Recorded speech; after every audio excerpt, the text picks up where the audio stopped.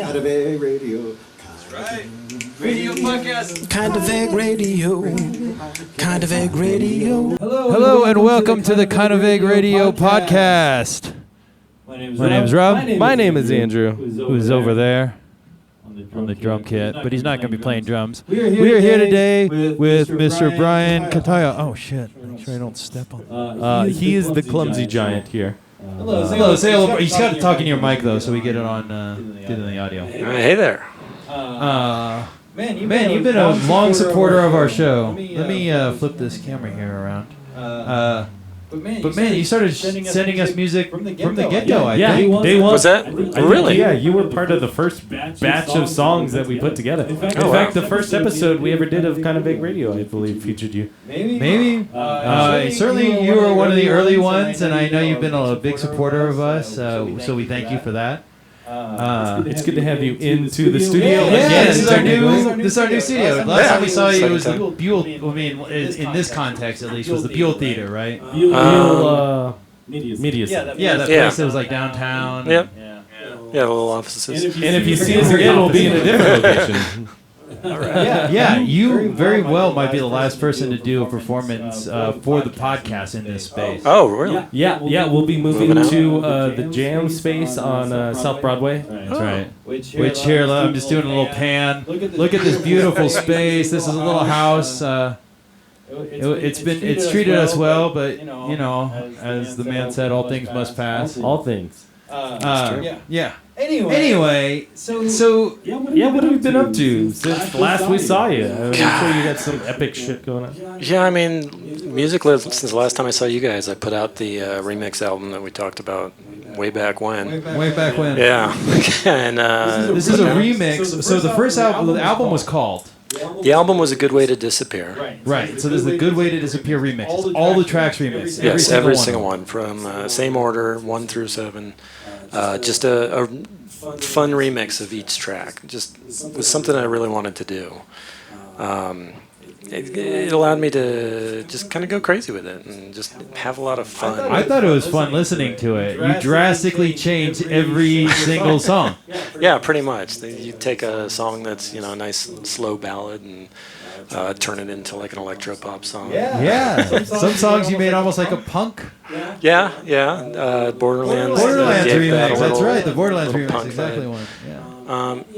Because I mean, like the album itself was kind of honestly that album was one of the first ones where I felt like everything kind of had a real similar vibe. Not similar, but just like it all kind of went together. Yeah, you wanted to be cohesive. Yeah, it was very cohesive because a lot of the time I do just go crazy and just.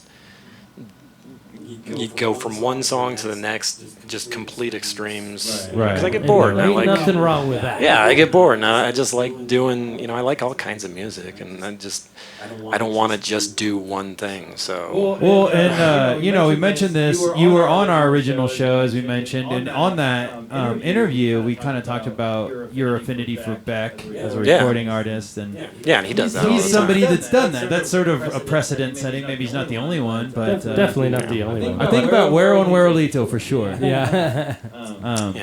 The Faint did that with Dante Macabre. I can think of other. Absolutely. I just think it's fun because sometimes it also gives you a little challenge of like, okay, well I have each song, and I know what it is to me now, but what else could it be? Yeah. Well, and honestly, a lot of times when this thing is done and it's a remix album. Say like Sarah McLachlan one comes to mind or something, but it's always somebody else doing a bunch of remixes of her stems, her songs. So it's kind of rare that you do your own. Well, that is a bit more rare. Has Trent Reznor ever done it? I feel like he. I mean, he's. I don't know if songs that you're like, is that the original? Only my stepbrother, the Authority on Nine Inch Nails, were here. He's definitely done a lot of remixes of his own songs. Right. I don't know if he's. Zero. I believe Year Zero. Yes, that's when he did it. He did that. I mean, even Downward Spiral, he had Further Down the Spiral. That's true. Broken had Fixed. So I mean, he's done a lot too. But I don't know if he's necessarily done one that's just each song has one remix. He has favorites that he'll have like even three. Year Zero remix isn't song for song. Yeah. No, you're right. Yeah. It's his favorite. Actually, Modest Mouse just released their Good News for People Who Love Bad News remix album. What? Yeah, there's all I did kinds not of. know that. There's some good remixes. There are some Oh, good yeah. ones. There are some questionable ones. I love Modest Mouse, and I'm just like, why did you ruin this song? How's the Float On remix? What's that like? I don't even want to get into it. It's not a time to be depressed. Oh, damn. Okay, so maybe not that track. See, I liked it. I don't know if it's like, Modest Mouse vibe, but Yeah, I mean, I listened to the whole album when I found it, because I knew they had re-released something, and I was like, I fucking listen to everything they do. It's like, beat tracks of the stuff, and they're like, no, it's just remixes all the tracks. And I was, I applaud the artistship that goes into like reinventing your own music, and I get it. I do get it.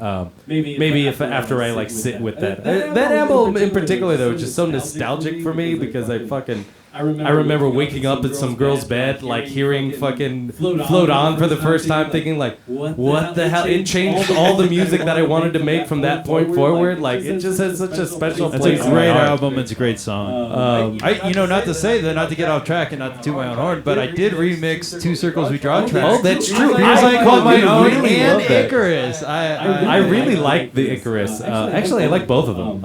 I think they're really good. It's along those lines. That's along the lines of what We're going the opposite, sort of the opposite way than you went along, because you start with the electronic kind of basis with the ones that we were doing. We had a Does rock that make it band. easier to kind of rearrange, or is it still like stripping the whole song structure down and re-recording everything into something different? I think it just depends on any given song, like just what it's doing, because like probably something started with just like piano and strings and stuff, and I gave that a lot more like actual synth and stuff. It really just depends on the song. Everyone's a slightly different process. Yeah, ours are easy because we just take the stems and add You take the stems, you subtract the drums, you average it out at 120 BPM to make it a dance groove. Because a couple of them I even had to redo vocals for. Like a couple of them. So it is a whole re-recording. It's almost like like Borderlands and Back of the Line. It's more like a cover than a remix, honestly. It's redo. Yeah. R-E-D-U. You're not even remixing stems. You're literally just remaking the whole fucking song. Yeah.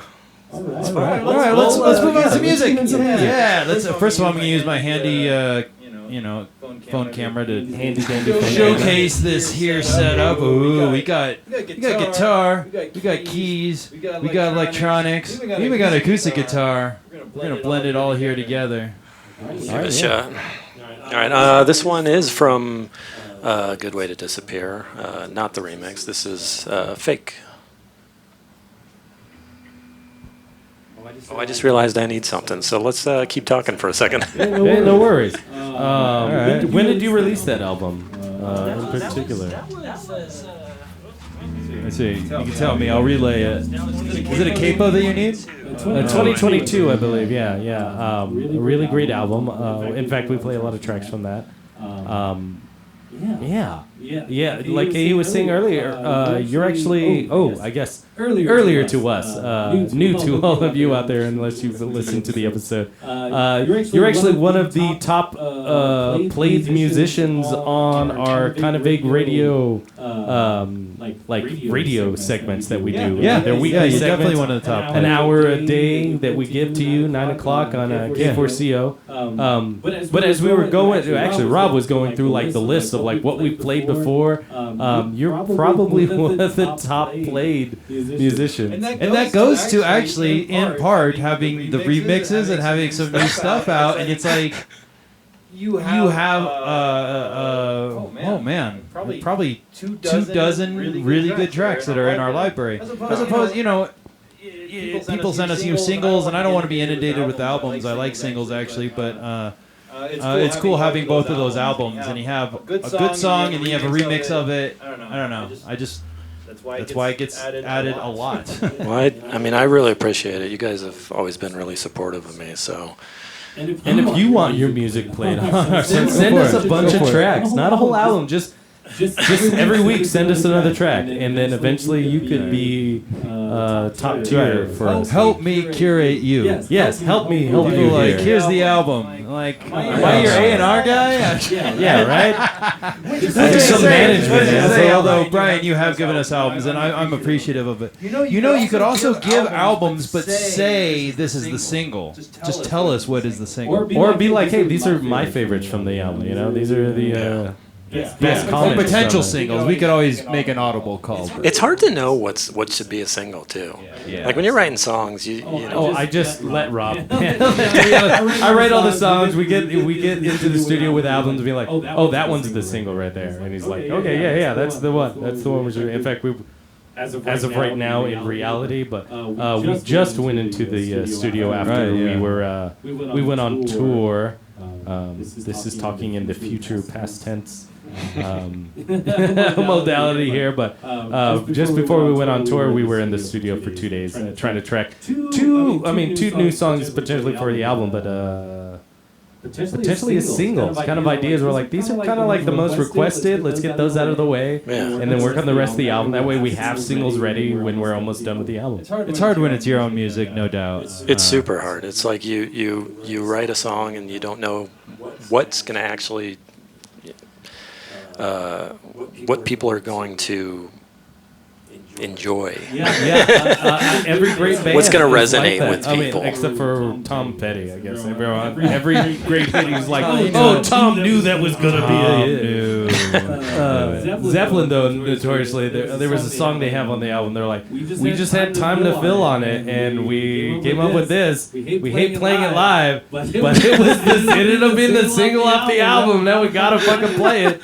And I feel like Circles is probably going to fall into that someday. We're going to write some shitty song everybody's going to love, and it's the one we have to play all the time. It'll be your creep. Yeah. Oh my God. They don't ever play that song. No, they hate that They made song. their peace with it. That's it. Do they? Oh yeah, it's come full circle. I like that song.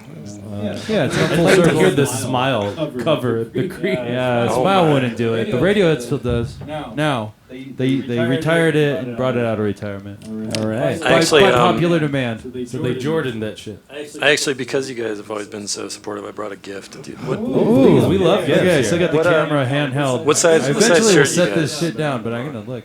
I'm a medium. I don't know what Rob is. Well, I'd like to be a medium most days. I'm working out. I'm trying to stay medium. He's a large. I don't want it to be baggy though. I don't want it Well, to yeah. be. Can I try it on? Is there a fitting room? It's So- your house. There's a Oh, shirt that's so for- awesome. I'm getting it on camera here. I'll get a medium out for you. Love the art on that. Yeah, Who did the art for the shirt? This is the album art that I made the album art, and then I did this too. The graphic design. But it's basically the album art just kind of adjusted a little. Actually, kind of extends past the album art. I think the album goes there. But yeah, Fantastic. Thank you. I will sport that shirt. I'll get you the medium later. But. Yeah. Well, okay. I'll try on both sides. I'll let you know. Okay. Don't be offended if someday I chop off the sleeves. I love making. Yeah, it's your shirt. You do what you want. We appreciate that. What song you got for us? All right, so now we can do fake. Now, like I had to put this in Your in-ears? my in-ears Yeah, because have the in-ears. otherwise I'll have no idea what's going on. All right, here we go.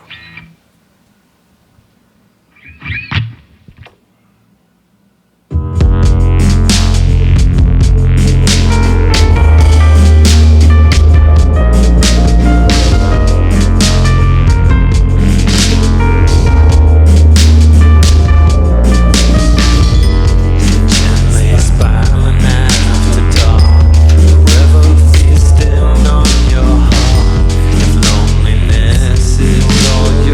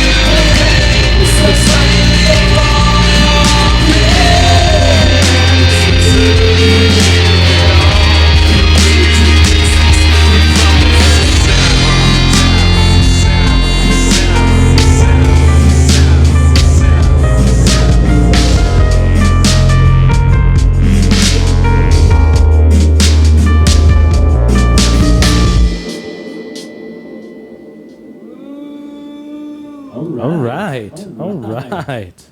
Loving it. We've played that song. It's great to hear it live, and how consistent it actually is live is pretty awesome.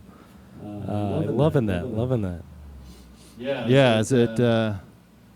You just jump between guitar and Yeah, that's so effortlessly. you can't use a pick. Is that true, or do you use a pick? You have a very strange way of like finger strumming. Like I've seen people like mock the pick in their hands and then use that, but you're like have this like curled finger swipe. Very interesting. Very interesting. Yeah, I don't know why I never learned to use a pick. Yeah. There's so much musically that I feel like I just am not doing right.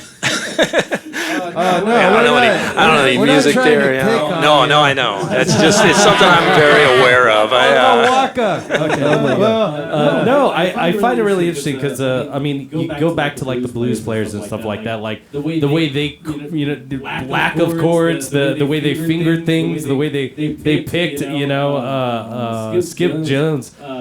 Skip James is like weird, where he's just like throwing his fingers at the board like this weird, like just slapping it, but like it creates such a unique sound. Someone was talking about like a Sunhouse yesterday. In fact, Yeah, we were just talking about Sunhouse. and how like Not people, Houston Sunhouse, but Sunhouse. the blues player Sunhouse, and how like people cover his music, but they don't really do it because the way he played, like in particular the way he strummed and the way he flicked his guitar, it was a little barbaric, but it created such a unique sound that you can't just pick up a pick and do that. Like it's a whole system that goes. Robert Johnson didn't use a pick. No, I Robert believe so. Johnson. No. No. He's got a really interesting kind of staccato style to him. Yeah, I actually take some from him because he just used his thumb and his middle finger, and like when I play, that's all I use. I've been trying to use another finger into it. It just doesn't feel natural, and I've just learned to I can do all the things those guys do with just two fingers, and fuck it. Yeah, I mean, probably 20 years ago, I just developed some bad habits and just They stuck work. with them, and I it's mean, like, I guess this is what I got to work with Are now. they bad or are they just habits? That's what I love about guitars. You can. Rob has a friend who decided to play the guitar love this story. with what, 4 strings. He just does it with 4 strings. He's missing 2 of them. He's missing 2. Yeah, so it's 4 strings. Yeah. He picked up a guitar when he first played guitar. He got a guitar that didn't have those strings. Oh, wow. And he just tuned it to something and then learned how to play it that way. It's 5, and what it is, is it's the 2 bottom ones, and then a missing string, and then the 3 high strings. Yeah. So Just the and he G? plays it claw style. there's no He D. uses his The thumb. G string. He uses his thumb for those 2 bottom ones, and then uses fingers for the top 2. And depending on the he tunes it into like a chord, and it's like straight across is open, and then he can like Manipulates He's it. got his own tuning. He even had a stroke, he had to relearn guitar, and then just relearned it the same way again. Because he's like, that's what I know. And choice. it's like, fuck yeah, that's what's so cool about guitar. Is, we just had Alicio Salinas in, and he plays a 2-string bass with a slide. Like Cipriano Ortega. Oh, Cipriano, that's right. Cipriano Ortega. He just plays 2-string bass with a slide. It's 2-string bass with a slide, a saxophone, and a drummer. Yeah. Like they get so much sound out of that. It's fucking crazy. That is super cool. I love when people do just like interesting things. When you, that I wouldn't feel have like you thought get of. more uniqueness out of minusing things from your music. There you go. And you like minus the whole band. You're like, fuck it, I don't need anybody. I got no one to One play. man band right here. I mean, yeah, that's why I built this thing. It's kind of a pain in the ass, but 'cause, I mean, I It got really this. doesn't seem like it. Like you're so fluid on it. I mean, The reason I made this is because, like, the only time I'm really out playing is like open mics, and I knew I wanted to do this. I don't love just performing with like an acoustic and my voice. Like it's just not what I find is interesting. Like my favorite part of making music is just producing like a full song and like going in and like adding parts here and there, and that's just the part I like the most. So you ever interested in like producing other people? I mean, you do such great work on your own tracks. I mean, I've thought about it. I put like some like Fiverr things out there for like just the absolute minimum to like do some, give me your stems, I'll mix it and see how that goes. And that'd be so a good idea. it's something I'm starting to consider getting into. Well, hey, maybe we'll toss you something there. I mean, your production is great, and you have great gear. Or we should tap you for a remix. We'll get some stems. That could be fun. Yeah, you have some remix experience. That would be real fun. Okay, we'll think about that. Just expect something completely different. When you get Remix. Oh, Yeah. that'll be exciting if we can make that happen. You heard it here first on the podcast. On the podcast. You got another song for us here? Sure. This one, I actually have not performed this one anywhere yet. Oh, excellent. We love That's this. even better. So we'll see if I can avoid screwing this up. And if not, then you can just delete this part. Never. Oh no, well, this will go on our on the featured portions of the podcast during the week. We're here with Cutaia, kind of a radio podcast. So this is my newest single that has been put out. It's called Thanks for the Memories. Yeah, so like I said, this is the first time I've done this one live anywhere, so we're going to see.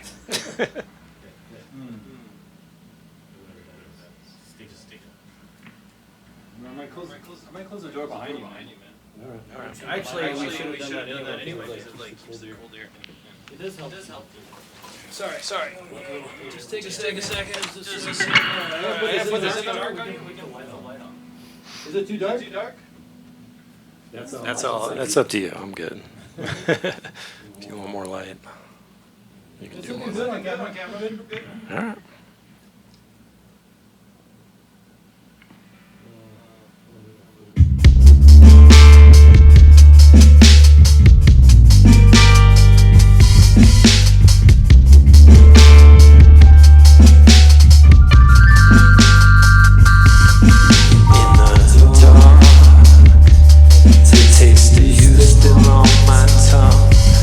I know we're just having fun for the night.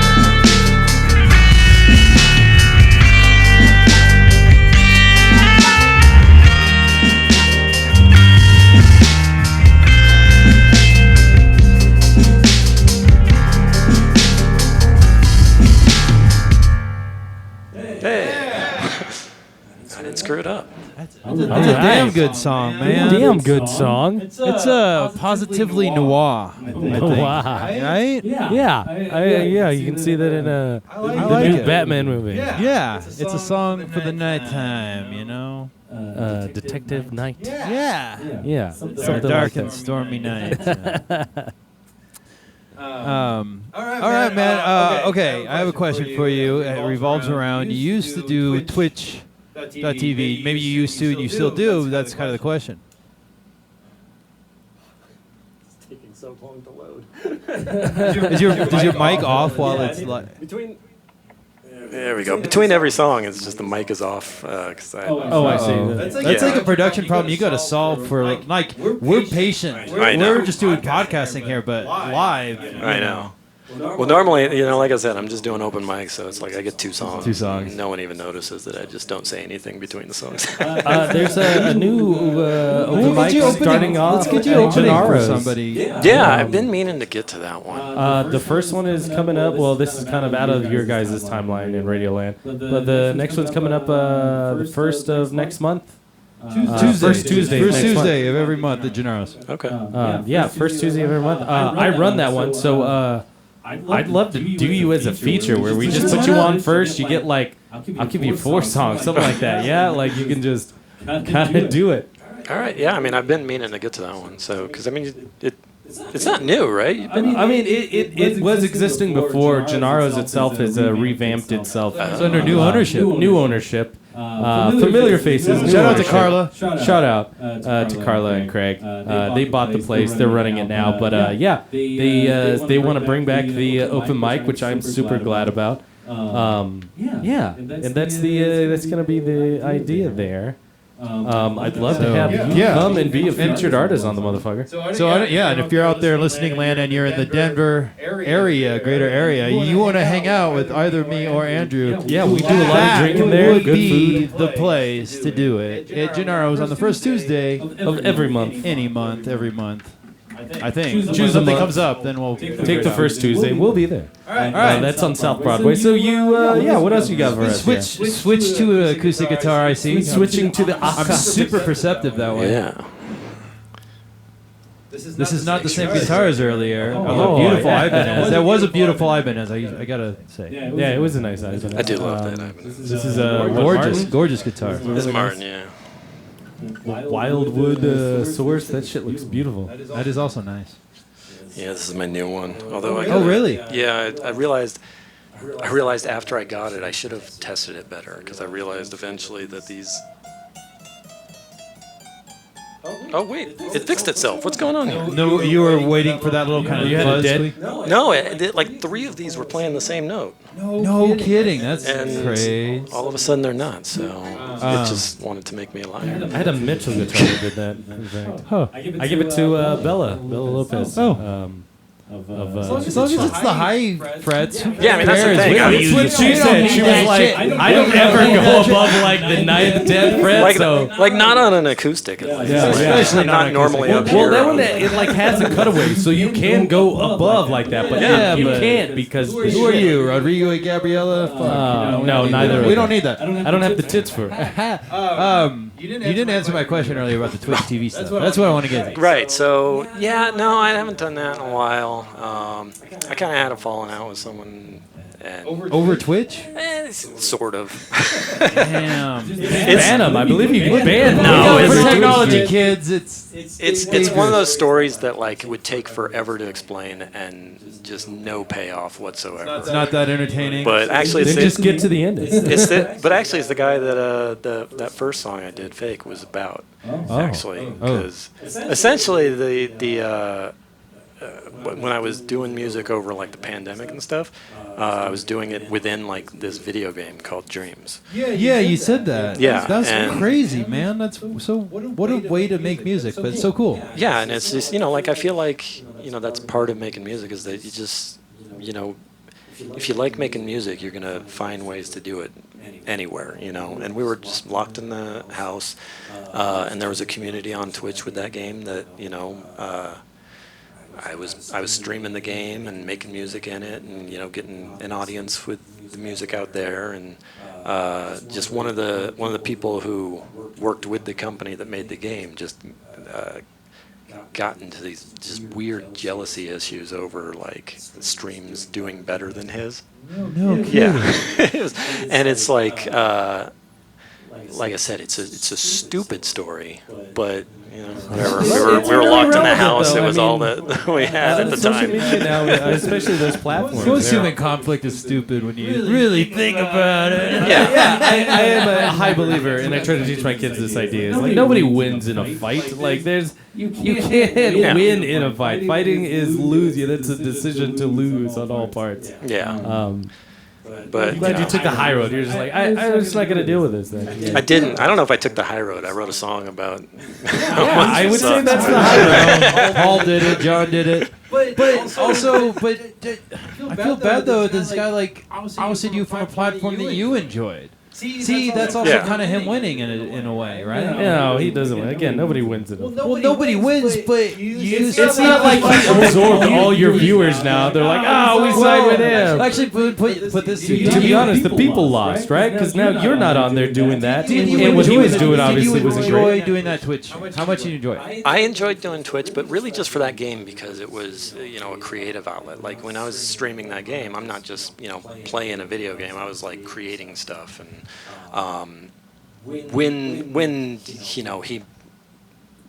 when all that happened and he kind of What were some of the comments? well, it was just because like he was a friend at the time, Okay. and but he worked for the company that made the game, and he would go out on his streams and just be complaining about people like who were his friends, about people are watching them, not me, and it's like Yeah. and I Do came better.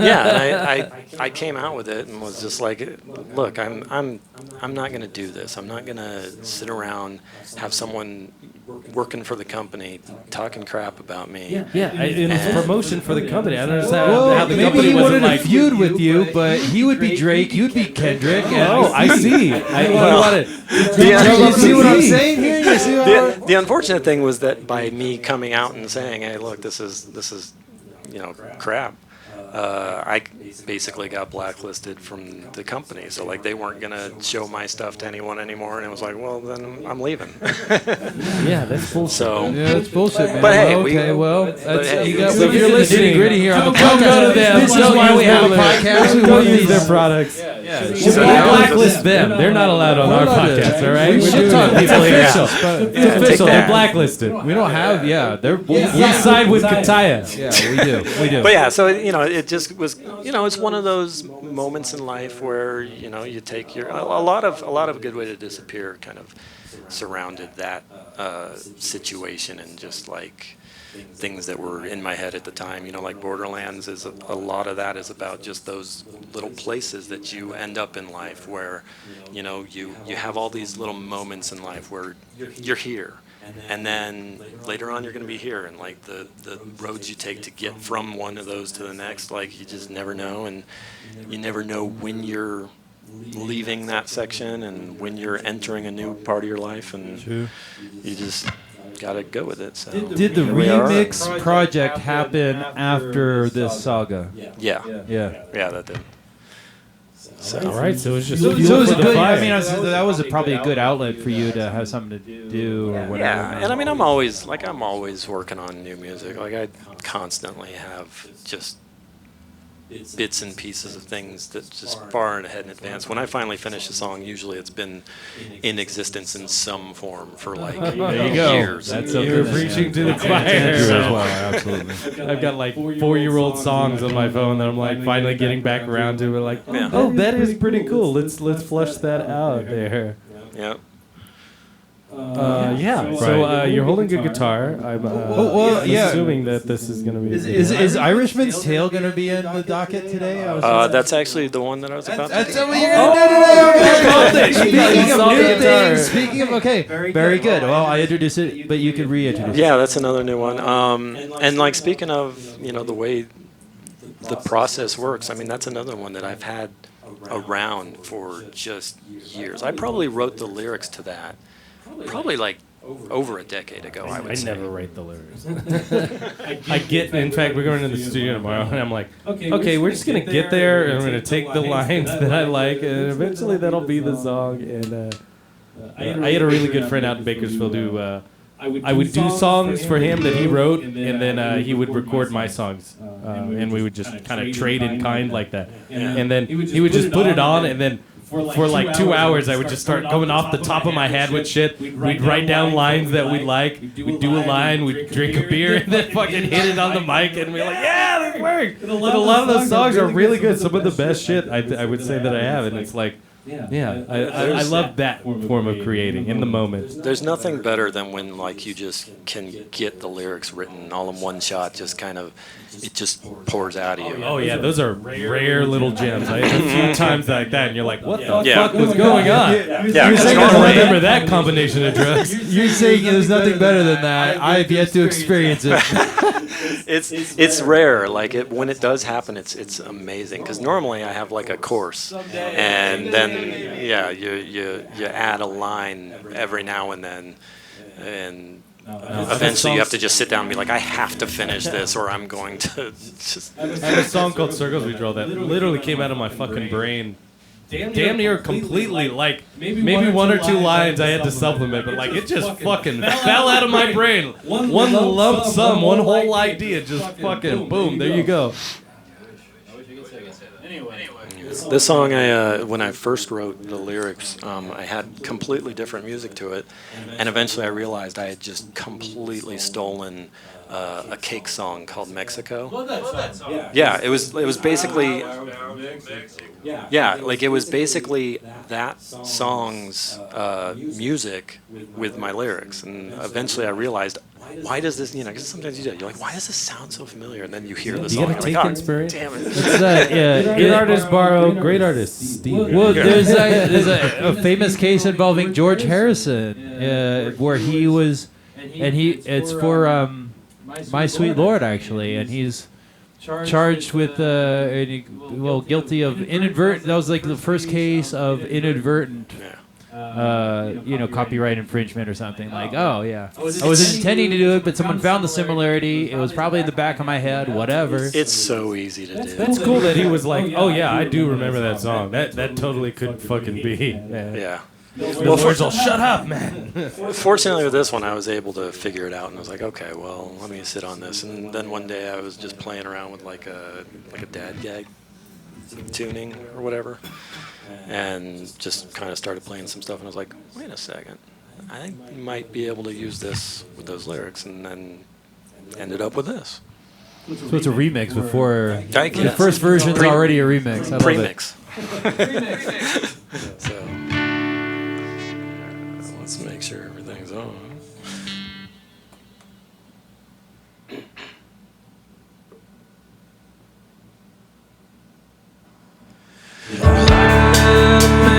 By the docks yesterday, his hands with him, his hair it was gray. He worked on his craft and he talked with a smile as he motioned for me to sit down for a while.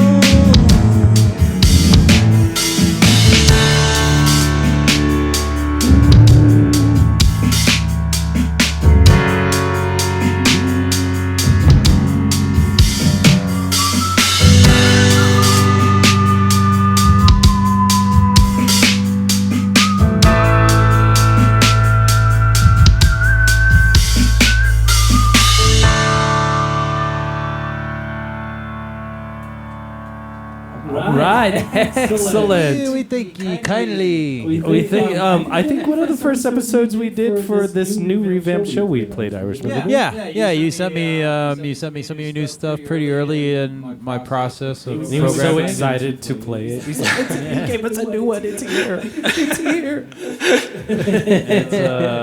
It's nice, like chanty. Yeah, little shanty kind of Yeah, thing. you sway back and forth. Yeah, it's a great tune. It's one of those that, like, you know, when we were talking about, you know, how you never know what should be a single. I like that song a lot, and I was like, you know what, screw it. Well, that's exactly what you should do as an artist. Absolutely. Like there is calculus of what's sing like that's promotion and stuff like that. But I don't think you're anything as an artist if you just don't do the things that you're compelled to do that speak to you. You know what I mean? If something is like becomes your passion, and that's your art, you're an artist, that you should really follow that, because that's where the good stuff's gonna be. It's not gonna be in trying to, you know, I don't know, be clever and outthink somebody or whatever, you know, but playing something genuine, something that you like, something from the heart. More importantly, you don't have a label to tell you no. So. That's true. It's true. I feel like I'm just at a point where it's like I don't think I'm gonna get anywhere with this. So I get to. It's kind of a freedom. You should talk to us at Kind of Vague Records. Yeah. We'd love to add you to a roster, man. So we should talk about that. Yeah. So where do you see your music going? What do you see the point of it, I guess? Or maybe not the point of it. I think that's a little... What's the point of No, art I in mean, general? yeah, exactly. It's so philosophical. Yeah, I mean, I get you, and I think What holes does this fill for you? Yeah. just that I love doing it. Really, you know, it's like I guess I've just reached a piece with it where I'm like, you know, I'm getting up there. It's like, whatever. If it amounts to nothing, at least I get to do it, and it's just something that, at the end of the day, when I finish a song, I have something I like to listen to that I enjoy, and ideally, other people will like it too. And you know, I'm always, you know, continuing to do the things that I should do to get people to hear it, but you know, if they don't, at least I get to. It's perseverance. You guys, marketing your own art is so hard. That's basically one of the great reasons why, you know, that's one of the selling points of having a label. Say, hey, join the label.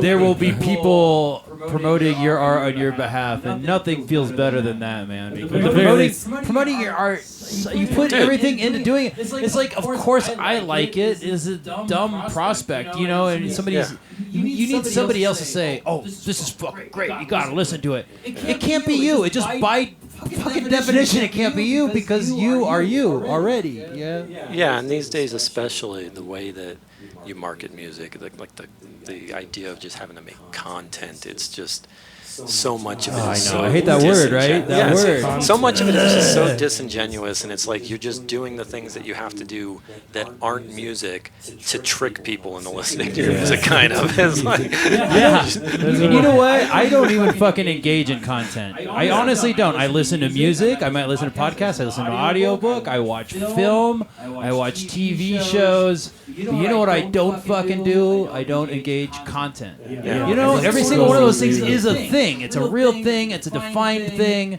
This whole homogenous content thing drives me nuts, man. And we're a lo-fi fucking podcast here. You just done with an iPad, you see it. And I mean, you know, if you've ever, you know, any musician who's ever gone out there on like TikTok or whatever and tried to promote their music, it's like, you learn soul crushing, right? Maybe soul crushing is the term. And then when you're scrolling on TikTok, you see all the other people who are in your exact same position. You know, as you're scrolling by, you see them, and it's just. That's why you got to have somebody that's doing it on your behalf, and you know what? It's like hits and misses. They're taking at bats on your behalf, and see. If you're up bat and you're striking out, it's disheartening. But if somebody's like basically striking out on your behalf, you don't see it. It's not going to get you down. And then if they get a hit, God forbid they get a double or a triple, home run. You know. I personally believe that this whole craze right now of online content, it is more of a fad. Like it's going to be 8-track. I kind of hope so. It really is. I don't want to sound like an old dude. I don't want to be like, I don't want to sound like, but I say that because in its own structure, it has no longevity. Like none of the you can't look up posts from the original Twitch or Twitter when it first came out. Like you can't see the first fucking things on what was it, the fucking TikTok when it first came out. Yeah, like, things those are continue to dead and exist. gone already. Yeah, they only continue to exist if people The are reason why great songs and shit like that exist because they were physical things that do still exist now in some way, and to make your whole life off of these things that in 2 years you're not going to be able to find or locate, or God forbid they're on their servers and their great infinite wisdom and be like, we need to save space, just delete. Like there's no way that has any kind of longevity then. that can even happen, and just like Tidal did that recently. Just started taking songs that people have on there that just aren't getting listened to. Yeah, and they just took them off. Yeah, just It's like deleted. this is They the did it on only their place servers. that things can exist. Yeah. Tisk. Well, fucking. That makes me happy that we use Spotify, but not that we have any true allegiance, but whatever. No, Maybe it was really- Deezer. It might have been Deezer. Oh, yeah. They're a bigger platform though, and at least they're trying to be like just a marketplace for music. I mean, I think their algorithms for calculating shit is vastly off, but there was a lot worse before Taylor Swift stepped Well, in. you know what though? I mean, you could say that about. I don't like algorithms. Full stop. There's hardly any algorithms that I Full honestly like. stop. I gotta agree. And I like listening. I mean, I hear because algorithms are. I don't know. Whatever. I don't know. They're not good. Well, it really with the big danger now is this, this AI craze, which is okay. It's something that is going to have longevity because these codes are going to be used to write other codes and other codes and other codes. Like it is going to have longevity. They are going to go into the future. And even Spotify, speaking of fucking Spotify, they are now generating AI songs so that they can suck up revenue from the streams Spotify that Corporation. I gotta fact check you on that. No, That's I am absolutely crazy fucking shit. Spotify is creating Where's songs your using source? algorithms. What are you sourcing? This? Is it yeah, an they're NPR creating report? algorithms. Who told you this? I have a YouTube channel. I subscribe to. YouTube told you. Well, I don't know. Like, Okay. It does sound a little conspiracy. No, it's really not. So there's a lawsuit going on right now with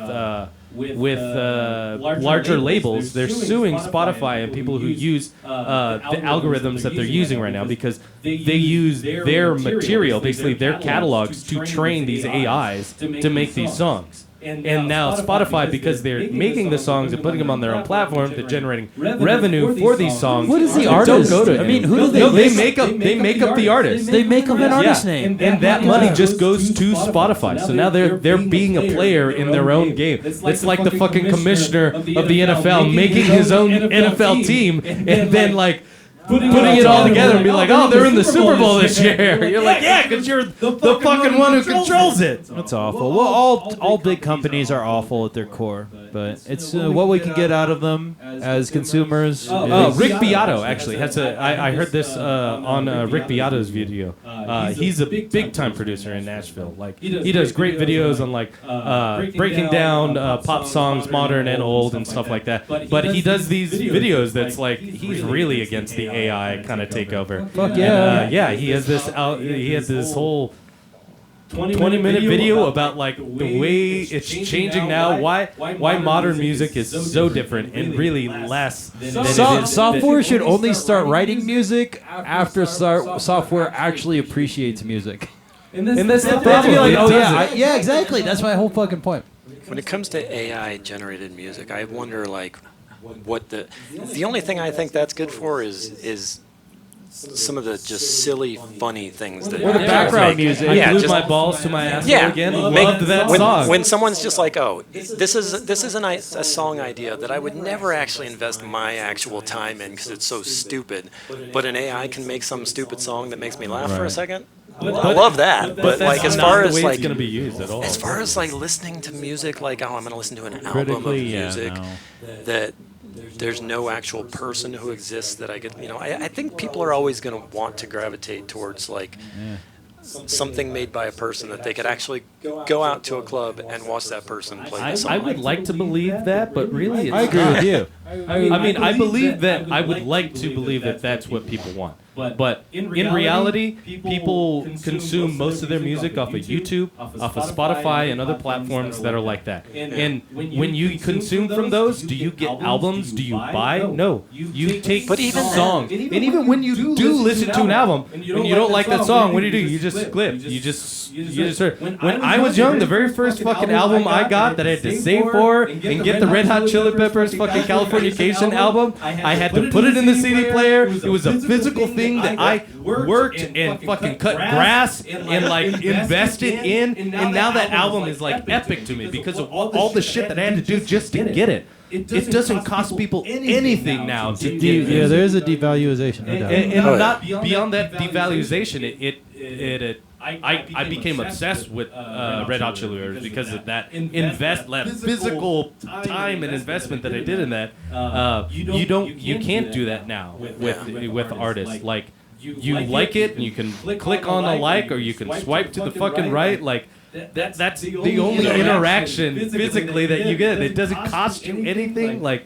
Unfortunately, that's where music. I think we're gonna have a schism there, where there's a group of people that are gonna need physical people to be doing it, and the other group of people who are gonna be like, yeah, I'm fine with paying $10.99 and listening to AI generated. Well, I was gonna say is you know what AI can do though. There's so much. Like if you watch say cooking shows or you watch cooking shows or reality shows, or I'll watch like Blown Away, the thing where they're doing blown glass competition. I don't know if you ever see it. It's a good Netflix show.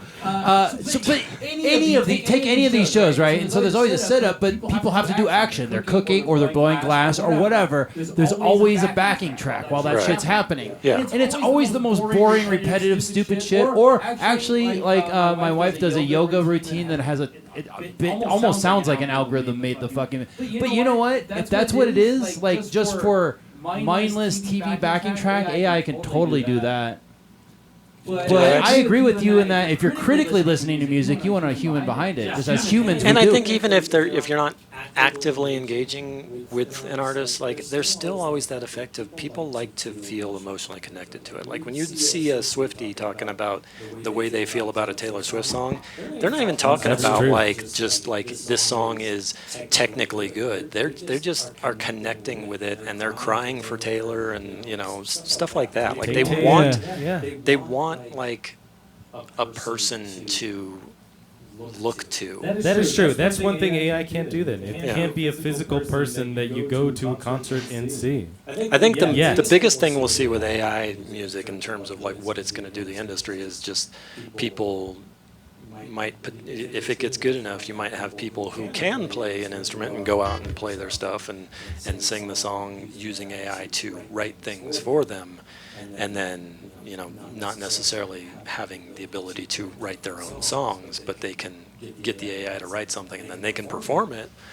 And you might see some We of saw that that. at Drama actually once or twice with screenplays. I don't know. I was driving home yesterday and I was like, am I in like a dying industry? Like not just the industry, but like, is this the dying art form? Like people used to make fucking brass and be renowned for it, sword makers and shit. Like, are we at the end of that? Machine guns are here, man. Nobody needs those fucking swords, bro.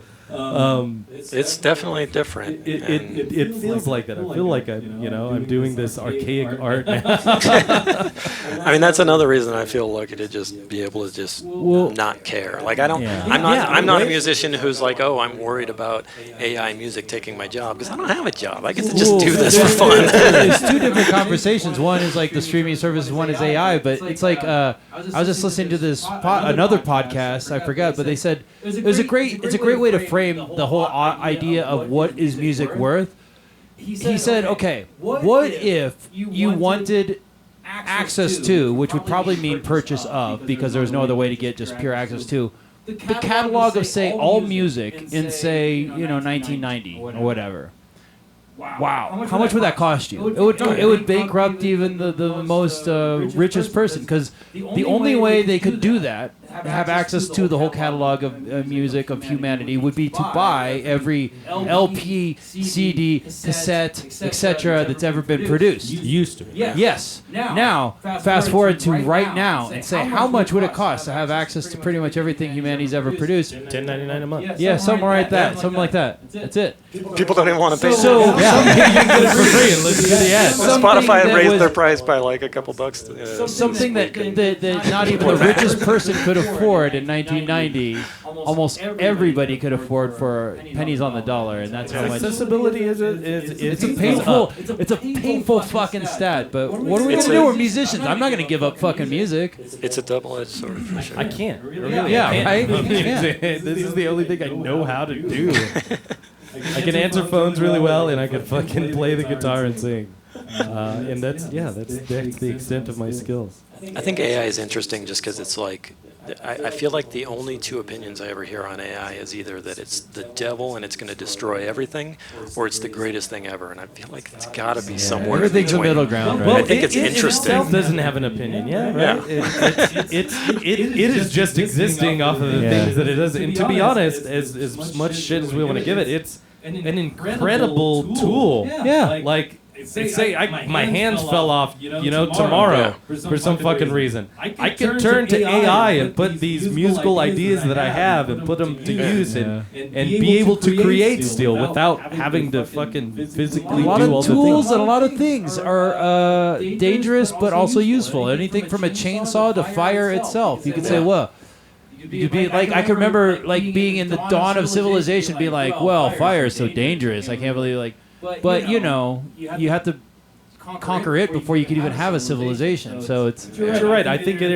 its value actually is somewhere in the middle. It's yeah. And I think there's going to be people who use it in ways that you're like, oh, that's an interesting way to use it, or there's going to be people who use it in ways where you're like, you're just being lazy and you don't want to pay someone to do something. Yeah, and we're using it to do things like write songs and make movies. Well, everybody said that about autotune when it first got in there. You're just going to be lazy about it. But yet the Jetsons would have like Rosie the housekeeper is like, we still don't have a bot that does the dishes and the laundry. I don't know. I got one that vacuums. Well, I do have a vacuum. One that does all of it, like Rosie the housekeeper. Yeah. Because it turns out that actually doing all those house chores is actually harder than fucking like doing a fucking image. Yeah. Based on what you've seen before. I don't know. Whatever. It's unfortunate. It would be really, really nice if we could have AI just doing all the AI that mindless, does the dishes is the AI that I'm going to finally like. And say, I boring like stuff. Yes, absolutely. Shine my shoes, please. There's AI that gets you Do my around. taxes, please. The routing AIs. But I have a love-hate relationship with them because sometimes they steer me wrong. They don't appreciate the power of your scooter. Sometimes they steer me wrong, and you go, who? And I rage against. I'm like, Google. You're saying you rage against the machine? Exactly. It's exactly what I'm saying. All right, so let's hear a non-algorithm song. Yeah, this was not generated by AI. Not generated by an AI, just an I. This one actually comes out, well, if someone's listening to this later on, it's out now. Yeah, it'll be in August when this comes out. Late August at this point. Hello, you August people. Well, this one came out on June 28th. We're just in the past right now, but this one's called Gasoline.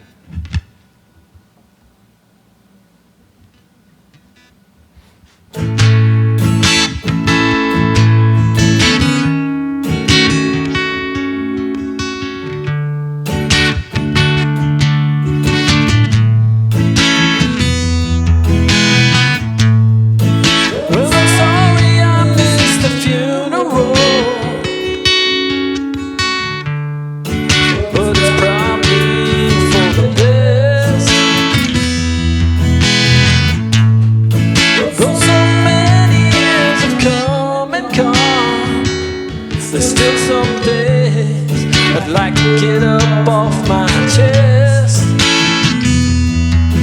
Yes, there's some things I shouldn't say, but I've been waiting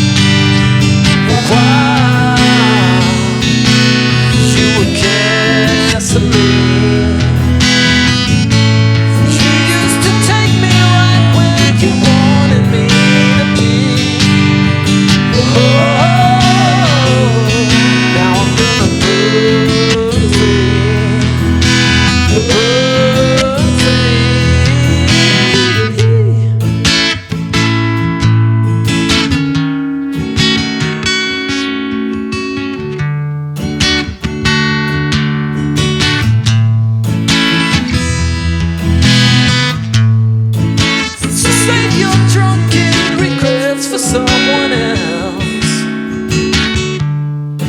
I can hear it on the fading radio, from a station that's just a distant memory.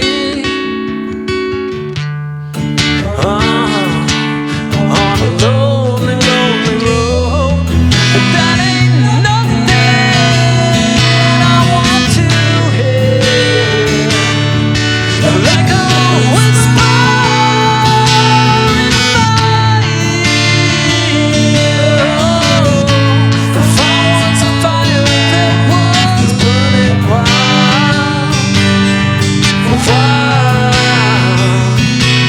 you were kissing me. You used to take me right where you wanted me to be. Oh, now I'm gonna burn free. Yeah, I'm burning free.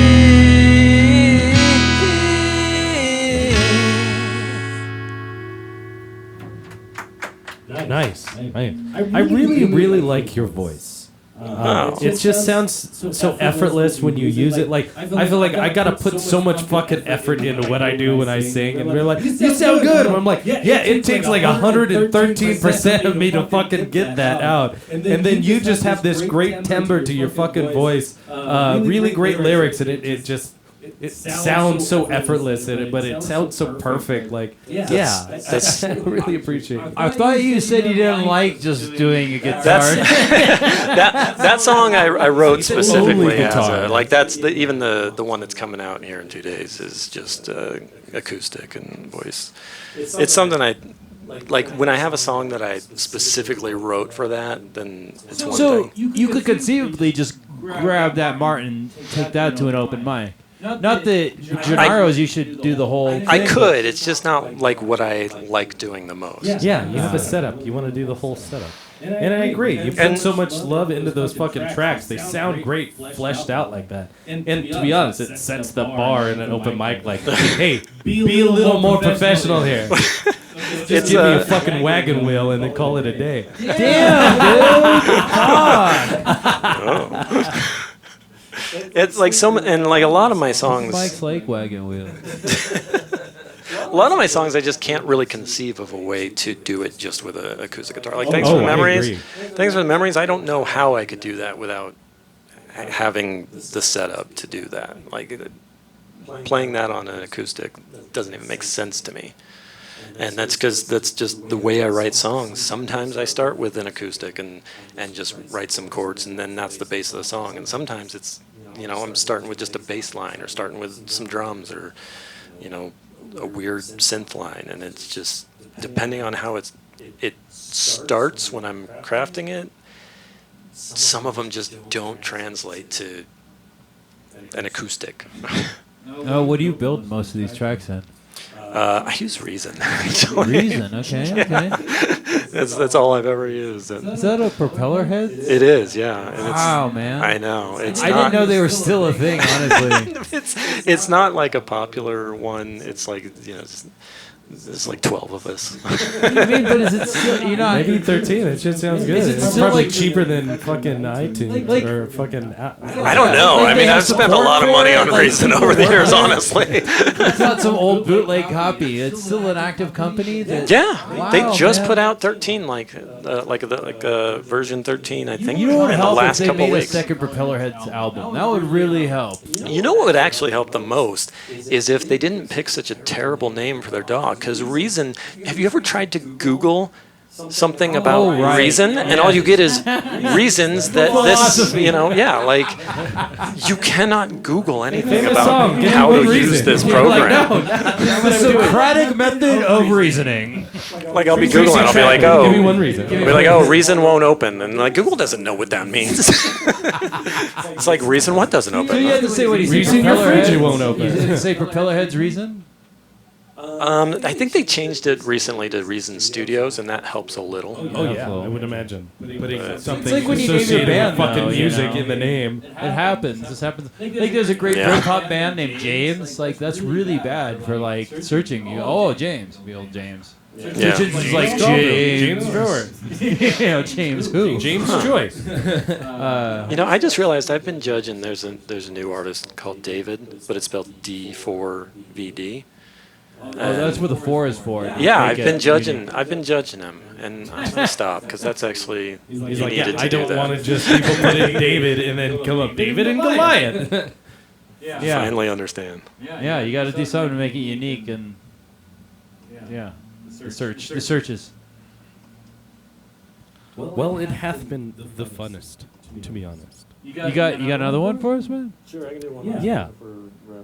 All right, let's do one last one. Absolutely. Yeah, let's close on a good. Strap on the Ibanez again. That beautifully deep blue finish, deep ocean. We have a recurring segment on this thing actually. That's pedal boards. You got no pedal Well, boards. you don't got no pedal boards. Can you just run us through your setup here? Here, let me grab the. We start with the Ibanez. What kind of Ibanez is that? I think it's a hollow body, right? Solid block down the middle. I have no idea. It looks like it. If that's all wood, that shit's heavy as fuck. It is heavy. So, Okay. yeah, people when they borrow my guitar, they're like, God damn, never mind. yeah. If you play long enough, your shoulder will hurt if you're standing up. The reason why other than the fact that I can't afford a Gibson, the weight of a Gibson is just like, God, like I'm not here for strength training. But I love it. It's been my workhorse as far as electric guitar goes for a long time, and as far as the setup goes, like this, I put this together as cheap as I could, because basically the need for this just came out of the fact that I wanted to do open mics.